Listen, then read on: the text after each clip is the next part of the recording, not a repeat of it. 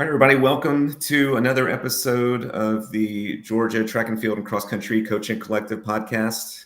I'm Andy Christie, joined once again by Nick Housalakis, and we are excited to kick off our first podcast of 2026. Before we dive into what we're talking about today, reminder to join us on social media. You can find us on Instagram, Twitter, and then online at georgiatfxccollective.com. We also have a YouTube channel with all of our podcasts that we've done, interviews, and then podcasts we've done with Nick, Chris Mayer, and I. So check us out. Contact us if you want to contribute in any way.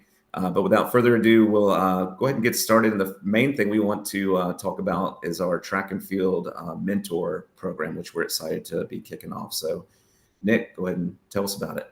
Yeah, we are excited to introduce this list of amazing coaches. Before I announce the list, I do want to put a disclaimer out there. If you feel like you want to be a part of this list, if you feel like you have something you want to contribute to the other head coaches, assistant coaches in our great state of Georgia, please do not hesitate to reach out. We do have a handful of coaches on this list that reached out to us, which is outstanding. This list of mentors, I know that for myself, it's a lot of these guys are in my personal network of coaches that I bounce ideas off of. I didn't total up the years, but I mean decades and decades of high school track and field coaching experience that are willing and ready to answer your questions and assist you in any which way. If you're a brand new coach, even if you're a veteran coach, when it comes to learning, the names I'm about to read off, it's a who's who of amazing track and field coaches that produce outstanding results with their kids, and they want to share their thoughts and ideas with you. So if you are someone who is tasked with coaching a new event, if you are brand new to the sport, if you're brand new to being a head coach, we tried to find someone who has the skills and the know-how in each discipline in track and field. So you should have a couple people to choose from, whether you're a hurdles coach, a jumps coach, a distance coach, a pole vault coach, whatever it may be, sprints and relays. We do have a great list here. With that being said, the very first coach on our list, I'm just going to run down this list in alphabetical order, and I'm going to try to do these coaches justice by introducing them. But the first coach is Leticia Beverly from Wheeler High School. I have the privilege of competing against Coach L, which she goes by each year. Outstanding hurdles coach, really is, she's really involved in the club track as well. So if you're someone that's trying to get involved with the off season and in the club scene, she is highly involved in AAU. She is a former 6-time NCAA All-American as a hurdler at Illinois. So you talk about someone who's accomplished as both an athlete and a coach. Coach Beverly is outstanding. The next coach on our list, Coach Jason Cage, he really doesn't need an introduction. However, if you know Westlake High School, it is a dynasty. It is a power in the state of Georgia, and they've been for decades. Coach Cage is responsible. He's been a part of 10 state championships at Westlake High School. Next on our list is Coach Rico Campbell out of South Effingham. He not only did coach run collegiately at Savannah State, he reached out, wants to help. If you're 400 primarily, that's his passion. But he's also an outstanding sprints coach, team and management. He's got plenty of expertise in that. And he's also a highly successful basketball coach at South Effingham High School. So Coach Rico Campbell, outstanding resource. Next on our list, Coach Andrew Cole.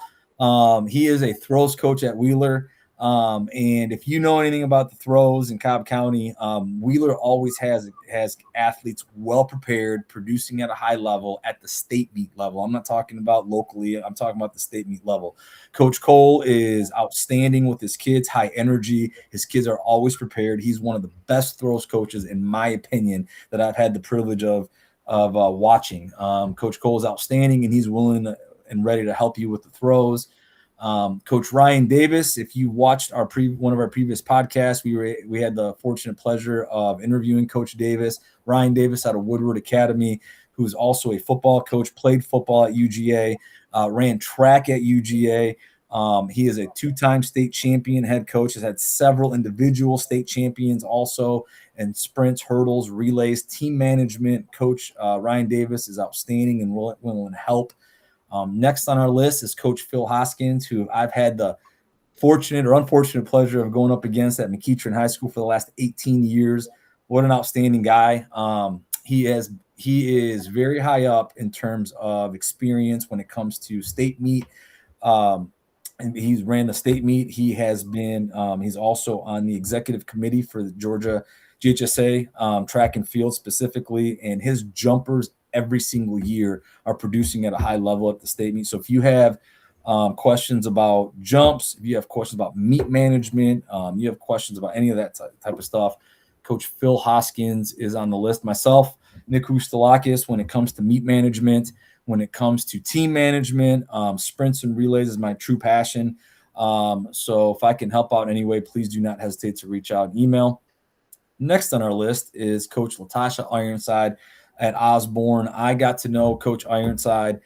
First off, her husband, Phil, has been a long time successful head football coach at Hillgrove, and Coach Ironside was the head track and field coach at Hillgrove, where she produced outstanding athletes. Primarily, her area of expertise, aside from team management, is the jumps. Her kids are always well prepared. And then she went to Worth County, and now she's at Osborne High School, where, again, she's producing jumpers at a high level. Next on our list is Coach Jared Johnson, another Cobb County adversary of ours who we have to compete against every year. If you know anything about Pope High School, defending 5A 2025 track and field state champions. Coach Johnson, his big background, or his primary background, he loves strength and conditioning. So he is a huge asset to all Pope athletics. And if you know anything about Pope athletics, they produce at a high level in all their sports just about. He also is a sprints and relays guy, very high character individual, very science-based, and he's willing to help out any which way. So if you got questions about running an organized team, because of Pope High School, I mean, they coach everything from the throws, distance, pole vault, jumps, I mean, everything. They have a complete program, which is why they are the defending state champions in 5A. But Coach Johnson is ready to help. Next up, Patrick K. If you know Patrick K, he's the guy at track meets who is sleeveless and absolutely ripped in a blue mohawk or a red mohawk in support of his throwers. He's the head coach at Walton High School, but his passion is the throws. That's his area of expertise. And my gosh, he's outstanding. The energy he brings, the excitement that his kids have, they're always well prepared, and you always see Walton kids at the state meet producing at a high level. Coach K is outstanding, high energy guy, ready to help you with the throws. Next up, Coach AJ Marine from Alpharetta. You talk about high level coach here. His boys team won the state championship in 2019. In my opinion, they would have won the 5A state championship again in 2020 before the pandemic took away that season from all of us. And then they come back. Marietta had a huge lead at that meet, and then we saw it coming, but Alpharetta ended up getting us at the very end by like 2 or 3 or 4 points, and it wasn't really even that close. I mean, those boys were ready to go. He would have produced a 3-time state championship program if COVID didn't happen. But Coach Marine is outstanding. He's had relay teams that won state championships in addition to teams. He is a high-level coach, willing and ready to help you out. One of your former head coaches, Rick Moore, from Mill Creek. Now, Coach Moore, I'll tell you my experience with Coach Moore. I went and watched him speak at a clinic one day at our Coaches Association clinic years ago about the pole vault. I knew nothing about the pole vault, but I definitely knew that he knew his stuff about the pole vault. So as soon as he retired from coaching and all that, I called him immediately. I didn't know him. He didn't know who I was, but I called him and asked him if he wanted to come over to Marietta and help us out with the pole vault, because we had an unfortunate loss of a pole vault coach. Now he gracefully declined. However, he did provide us with one of his former athletes, Casey, who Casey Herndon, who helped us and helped our pole vaulter go on and be an individual state champion. Coach Rick Moore is a high-level pole vault coach. He's also a Gill rep. And Andy, I don't know if you want to add anything about Coach Moore since you worked with him for many years. Yeah, he was our longtime head coach before he retired. Led us to several region titles and state team title, but he also has coached many individual pole vault state champions, both at Franklin County and then at Mill Creek before he retired. He's still involved in the sport, just not coaching. Yeah, very much so involved. He too, along with Phil Hoskins, is a part of the GHSA executive committee.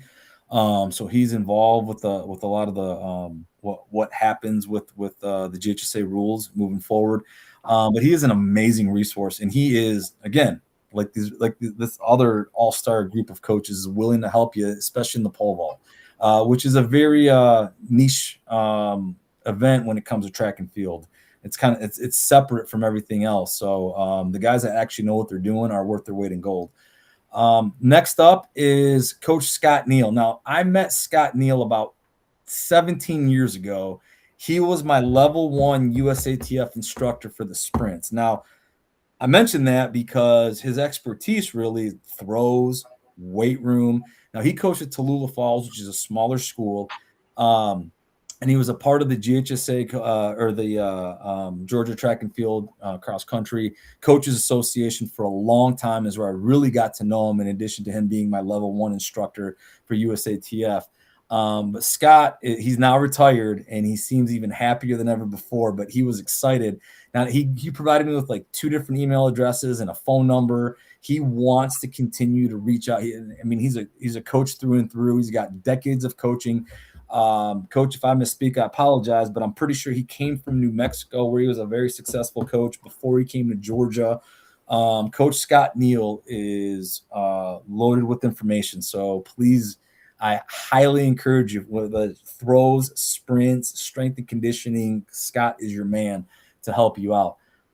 Next up on our list, Coach Joe Robinson. Now, Coach Robinson and I had the opportunity to share the podium in 2022. His girls won the state championship in 2022, and I mean, it wasn't even close. His girls dominated. He produces highly competitive teams down there at Lowndes High School. He takes great pride. If you get a chance to go back and look at our previous podcast, what an outstanding, that was one of my favorite all-time interviews with Coach Joe Robinson, because he's so passionate and he cares about his kids. You can tell he cares about the sport. He has pride in what he does, and sprints, hurdles, and relays is his primary. He also told me that the triple jump is what he really loves. If I'm misspeaking, Coach, I apologize, but please reach out to Coach Joseph Robinson at Lowndes High School if and when you get a chance, because he's got amazing knowledge to share.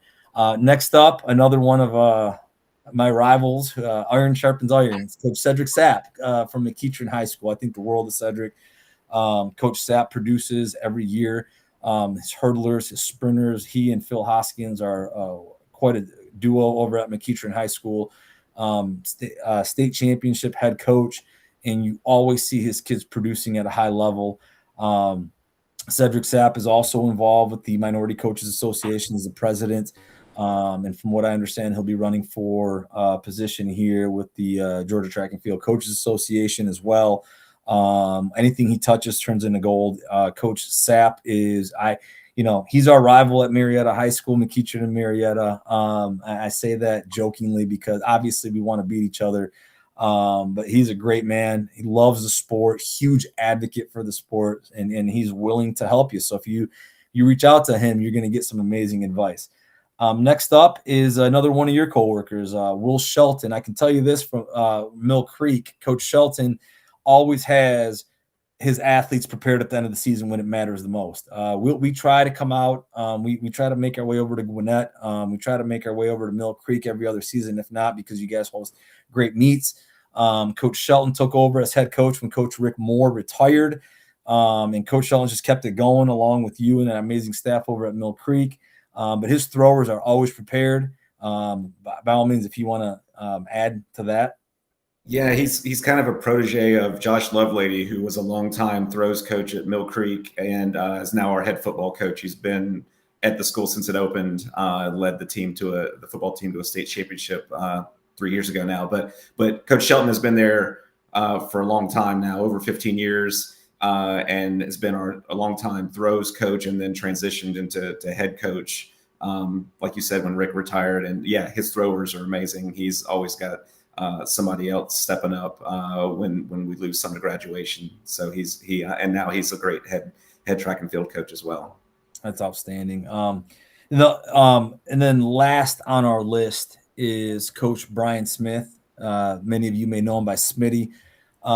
He currently is at Campbell. I've known him again 18 years along with Coach Sapp. Smitty and Cedric are very tight. Coach Smith, who now at Campbell, was at Campbell, went to Pebblebrook. Now he's back at Campbell. It doesn't matter where he goes. As soon as he steps foot on a staff, he has instant sub-11 sprinters. His sprinters are outstanding. He knows what he's doing. He has been doing this for decades. And he looks like he's in his early 30s, late 20s. I mean, the guy, but he's been doing it for like over 30 years. So make sense. But anybody he touches immediately shaves a second and a half off their time. Like, he's that good. He's unbelievable when it comes to sprints and relays. So this who's list of what we have is incredible. We're excited to unveil it to you guys. And I know Georgia being one of the top 3 states in our country when it comes to high school track and field, I know we have more coaches out there that can contribute to this list. If you want to be on this mentor list, track and field specifically, I know we unveiled our cross country list back in the fall with Chris and Andy. In addition to these 17 names that we have here, we have another, I want to say, Andy, 16 or 18 names across. We have close to 40 elite coaches ready and willing to help you out for free. We have email addresses available, so just send these guys an email and they will reply. I mean, this is a who's who, and I didn't total up the years, but you're talking about hundreds of years of high school coaching experience, multiple state championship winning head coaches, multiple individual state championship coaches here. I mean, this is an amazing list. So we encourage you to reach out to these guys. They want to help. Some of them reached out to us and said, please put me on your list. I'd love to help. But there wasn't a single coach here that we reached out to that hesitated to respond. Yes, please put me on your list. Here's my contact information. So we're excited to unveil this. So yeah, you can find both lists on our website. Again, it's georgiatfxccollective.com. And the cross-country list is also kind of /distance. So that fits in with the upcoming track season as well. So you can find among both lists, you can find what you need for the upcoming 2026 season. Outstanding. All right. Well, next, what we want to transition to is kind of like a preseason checklist as we are fast approaching. January 19th is the first official day that you can have track and field practices. Marietta, we're starting on the 20th. Our school district is off on the 19th for MLK, but we're going to start on the 20th here. So a short 8-9 days away from when we're filming this right now. We just want to kind of go over, for me as a head coach, some of this stuff may resonate with you, some of it may not. But we want to transition to a preseason checklist of what you may need to be doing. If you have questions about anything we're speaking about, do not hesitate to reach out. Our contact information is on our website.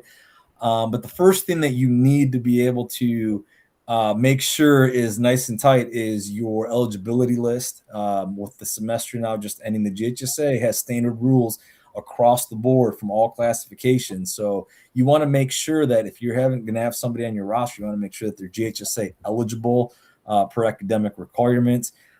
Depending on how many credits you offer, it's different per school. But like, for example, if you offer 7 classes, if you are or if you're block scheduling, you offer 8 classes, they have to pass 6 of 8 minimum. Obviously, you'd want your athletes to pass 8 of 8, but 6 of 8 minimum, or 5 of 8 minimum. Or if you have 7 classes, if you're on a 4x4, it needs to be 5 classes out of 7.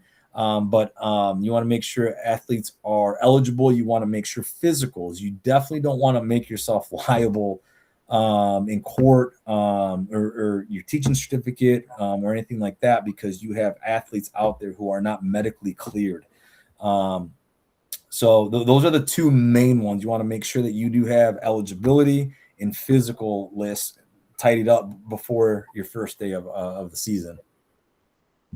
The next up, as the head coach, I want to make sure that I have my communication tidied up. So in other words, if you have Remind, Group Me, Team Snap, Band, all that stuff, whatever you're using for your team, you want to have that up and ready to go. The sooner, the better. If you introduce this a couple weeks into the season, it's going to take you longer to establish that this is the routine. So the earlier you have that, and if you can get that information out to your parents.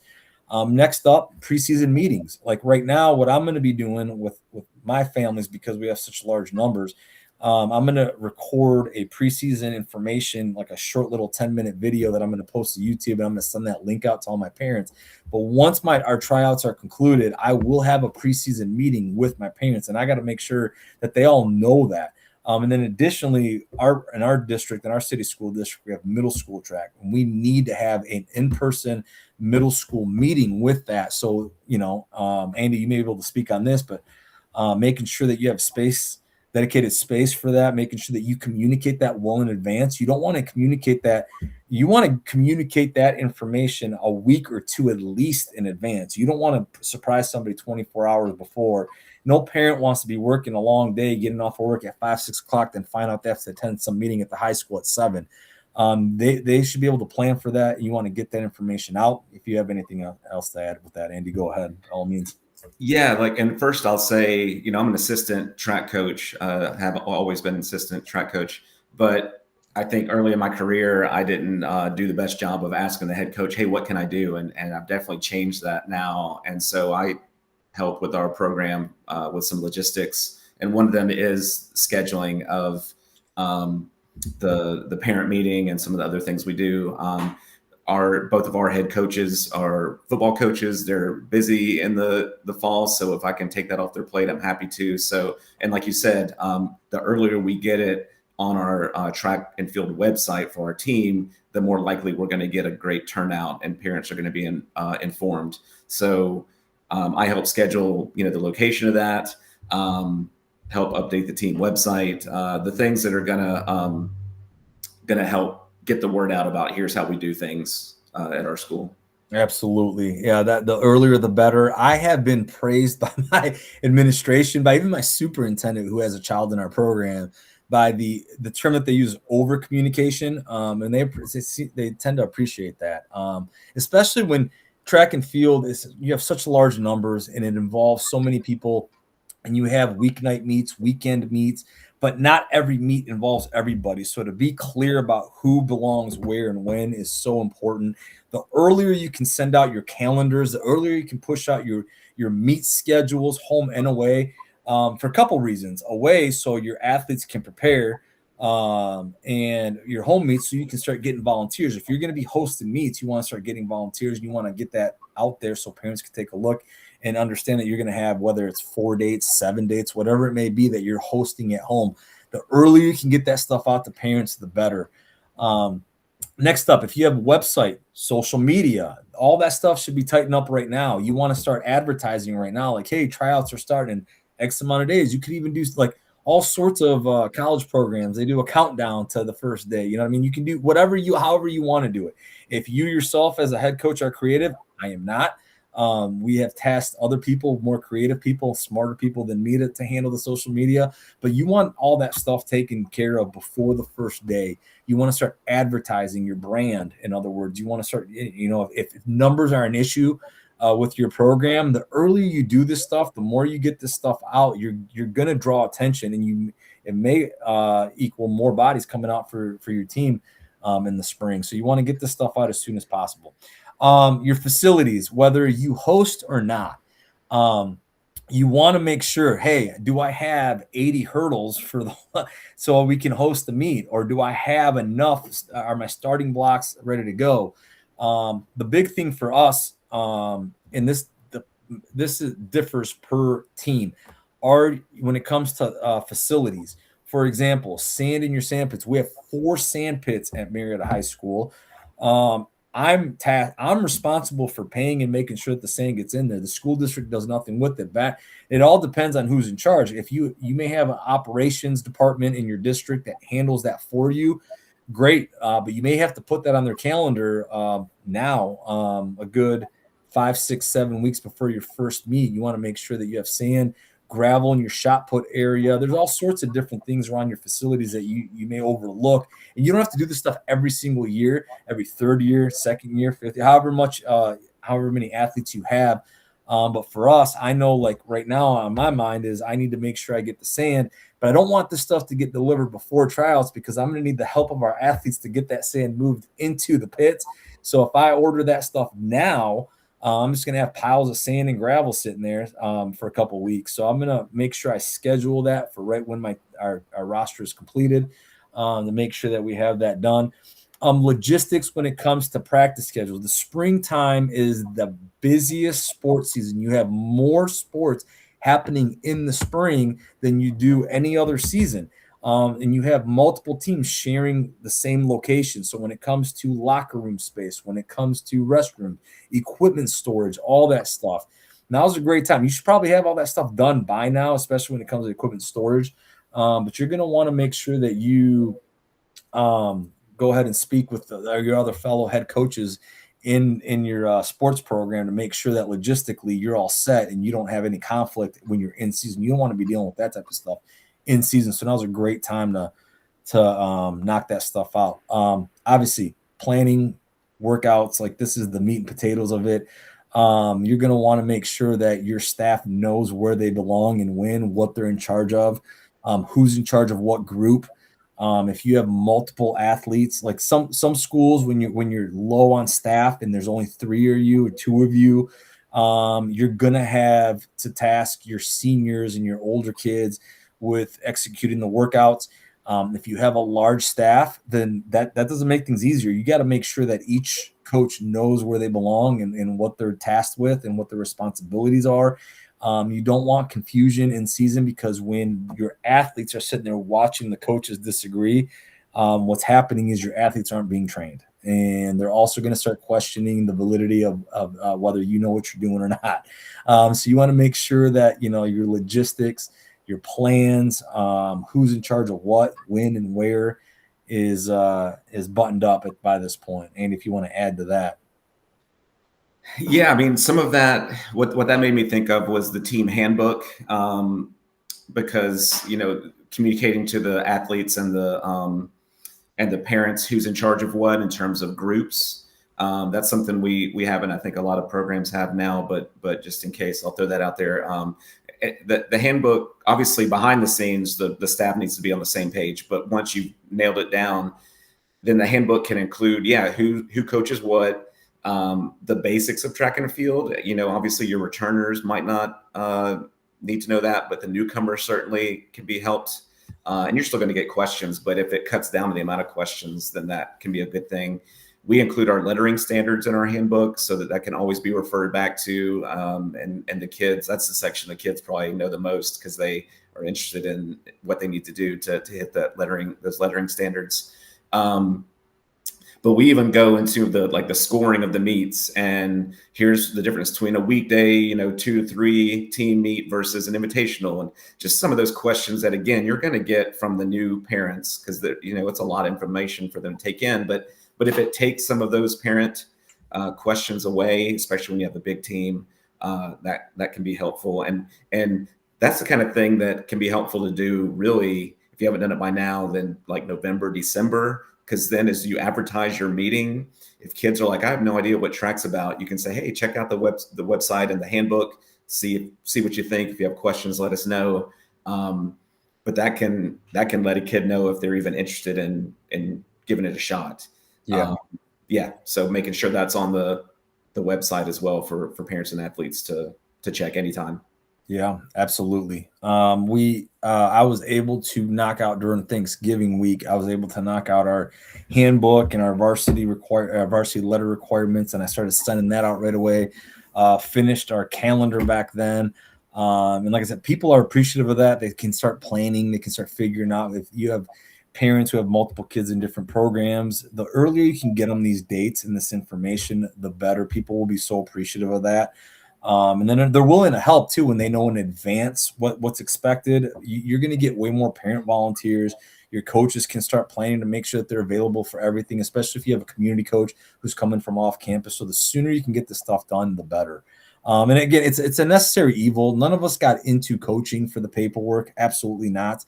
But you can't ignore it, because if you ignore it, you're going to have disorganization, which is going to cause you so much more headache and issues in the future. That's going to pull you away from the actual training of the kids, which is what all of our passions are.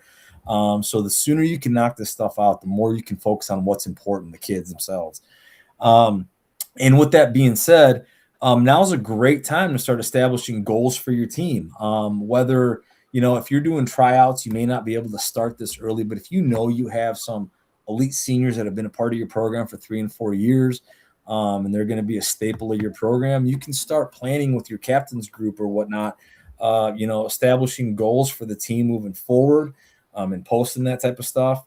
And then when it comes to just your staff development, understand the GHSA has gotten very serious when it comes to the rules clinic stuff. If this is the first you're hearing about it, the GHSA has increased the penalties for not doing the rules clinic. And let me elaborate.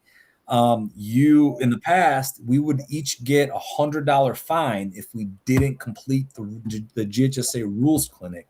Now the fine has doubled. However, the consequence has also substantially been elevated. If you do not complete the rules clinic, which I know it starts on January 19th. I'm not going to quote when it ends. I want to say it's that first week of February. So you only have about a 2 to 3 week window. But it starts January 19th for the GHSA track and field rules clinic. Every coach, whether community or stipend coach in the building, every track and field coach has to do this rules clinic. If you do not, as an individual, complete the rules clinic, your athletic department will get fined $200. It used to be $100. Now it's $200. From the window when it closes, I'm just throwing this date out there. Please don't quote me on it, but I'm going to say February 7th, which is a Saturday. February 7th. Let's say it closed February 7th. You have 10 days in the GHSA to then complete it, but you still have the $200 fine. But they then open up a 10-day window for you to still complete your late rules clinic. They will extend it by 10 days with a $200 fine. If you do not complete your rules clinic after that 10 days, you are banned from coaching. Your Dragonfly Coaches app will get revoked. If you are still coaching at that point, your athletic department will get fined and penalized by the GHSA for how do they word it? They word it compliance. Compliant, yeah. Lack of institutional control. There we go. Yeah. Lack of institutional control. So they have really upped the penalties for these rules clinics. So that's something that at Marietta, there was a span there. This is my 18th year, and I don't say this proudly, but there was a span of about 5-6 years where I always had a coach that wouldn't complete the rules clinic, and we had to pay that fine. They've doubled it, and now that coach will not coach and the reason is because there's been school districts out there that en masse that haven't prioritized it and haven't been doing the rules clinics, and the district have just been paying the fines, which ultimately, and we all know that things like the uniform rules, there's so many important rules. The 4x2 added, the 4x8, they keep advancing these rules and they keep tweaking them. It's very important. And these rules clinics take about 25 to 30 minutes to complete. So please, you want to make sure I'm hitting this. I'm putting way too much time into this one, but this could mean somebody coaching or not coaching this spring. So you don't want to overlook this small little detail. Community coaches have their own personal lives and their own careers. Like these are the people who tend to may not understand the importance of these rule clinics. So you want to make sure that type of stuff is done. And then moving on, finally, I apologize, but I had to get on my soapbox about that because I don't want to lose a coach because of something as simple as a 25-minute rules clinic. Safety and rules, whether it's weather, we're outside in the spring. Weather is unpredictable. We're going to hit extreme high temps, or we're going to have extreme low temps, or we're going to have extreme weather, whether it's severe thunderstorms, tornado warnings, lightning. I mean, all that stuff is something that we have to deal with on a daily basis. And you can't ignore that stuff. As a head coach, as an assistant coach, you're liable if somebody is out there due to carelessness and an oversight of an adult. For example, if you have lightning in the area and you know that your throws area is on the other side of campus, you better have an immediate plan how to communicate to the people across campus that they need to get under cover. And on my campus, I'm fortunate to where we have a loud siren that we all hear it from one end of the campus to the other. And then our athletic trainers immediately start texting us. They'll come out and pull everybody in. You better have a plan as to where everybody is going. Because again, springtime is crazy. You're gonna have soccer out there, baseball out there, lacrosse. I mean, you name it. Tennis is out there. So if you guys are all thinking that you're gonna put 1,000 kids in one area, you need to have a plan for that. Obviously, for the safety of your athletes, you don't want to mess around with that type of stuff. So making sure you have your emergency plans, your communication plans. Last year at Marietta, we were hosting our region meet on a weeknight, and it was beautifully sunny day, but then all of a sudden the siren goes off. I thought it was a joke. I thought it was like somebody was playing a trick on us, but apparently lightning hit within 10 miles, and we had to move all 7 schools, all 7 teams into our school building. And we had a plan. We were ready for it just in case. And then we come back out, and as soon as we come back out, we start making first call, the siren goes off again. You better have a plan. You better have supervision. You better have that type of stuff taken care of. You don't want to be caught, unprepared in those situations, because you have to answer for it. The safety of those kids is the most important. Way outweighs the end result of your team is the safety and well-being of your athletes and your coaches and spectators. So you must have a plan. I'll throw in something else I do that could be helpful right now if people haven't already done it.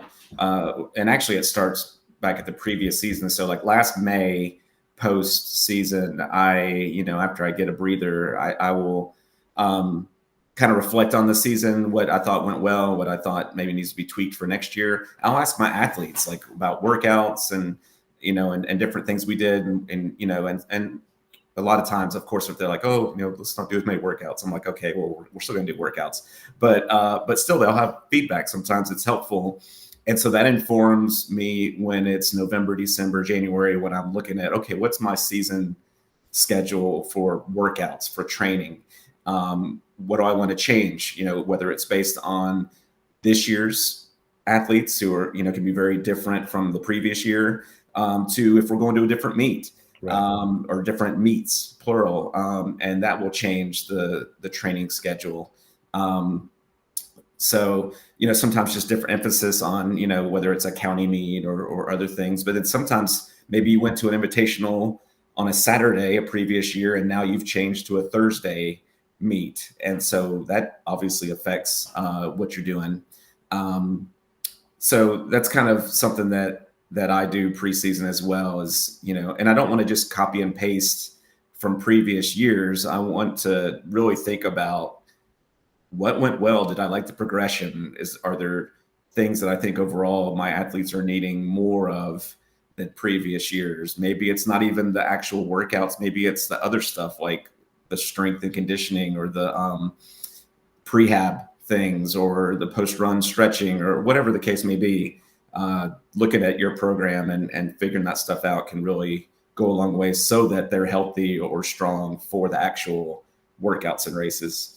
And then to elaborate on your point about over communicating, I too have had people tell me that, which I think is a good thing. I'd rather be over communicating than under.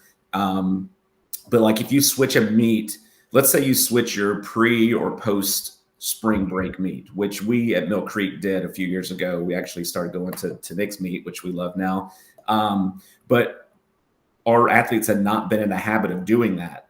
And, right before spring break starts, for years, we used to do it at the end of spring break, and then we switched.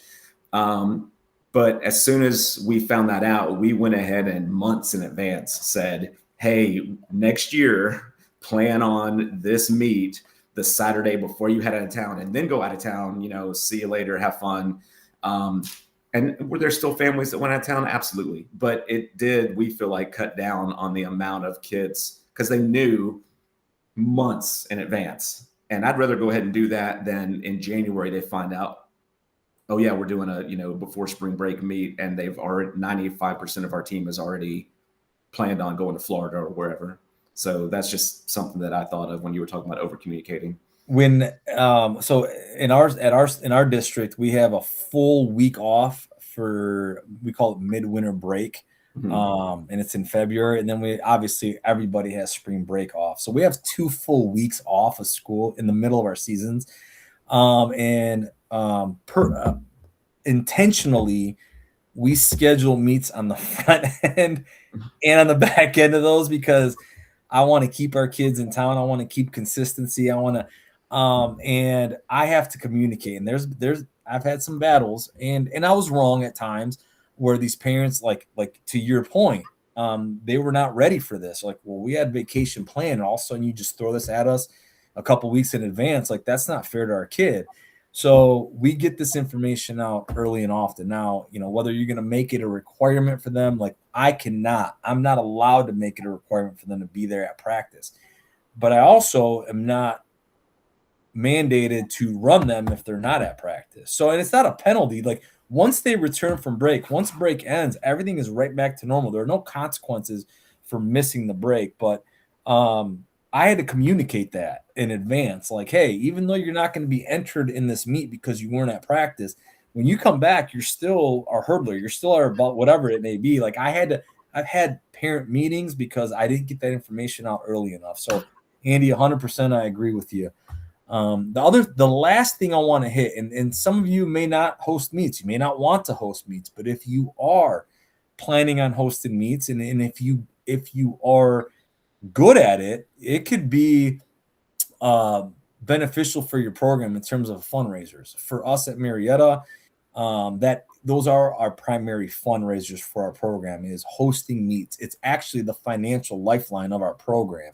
It's the reason I'm able to take a handful of kids to Arcadia during the spring break and charge them minimally for it. I'm able to make sure that we have the equipment, the pits, the starting, everything we need because of hosted meets. And if I didn't pay attention to the small details, people would not want to come to our meets. I want to make sure that we are providing a good meet, good product for our kids, where people walk out of there going, that was a great meet. Thankfully, you don't want to have issues. And here are the bare basics of hosting a meet. You need to make sure, number one, that you have a staff there to help run the meet. Whether it's you're starting, you need to have whether it's USATF official, you need to have an official who knows what they're doing at the starting line.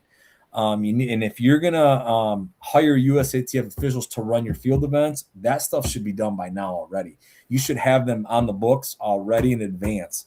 If you're going to be assigning coaches, visiting coaches, which we do both, depending on the meet, we do both. We'll assign coaches, but what I will do is I'll assign multiple schools to an event. So somebody's running the discus, we'll have 2 to 3 schools assigned to running the discus so they can figure that out. But I will also let them know in the meet, no, if you're going to come to our meet and you're going to be paying money, I'm going to make sure that that's in the details on mile split so they can see that the expectation is you'll be running one field event.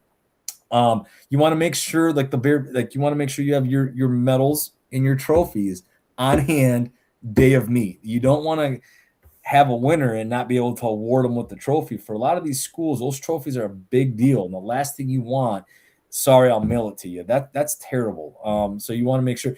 And then, you don't want to overlook hospitality room.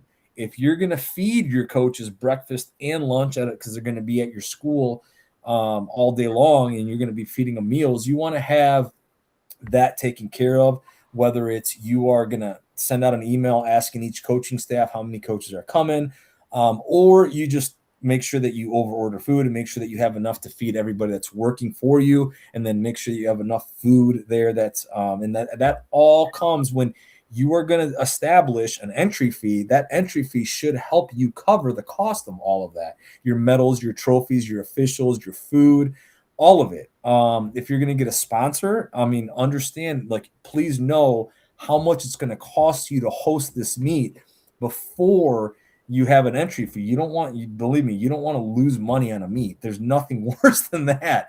So these are all the things you want to, by now, you should at the very least be thinking about this type of stuff. Absolutely. I mean, it just, like you said, it makes it, when the kids actually get out on the track, so much easier if you've already gotten your ducks in a row. Because once that starts happening, then it's just kind of, the season can just kind of steamroll over you if you're not already planned well in advance. So it's good to already have that stuff taken care of. Yeah, I agree 100%. I've learned through mistakes made in the past.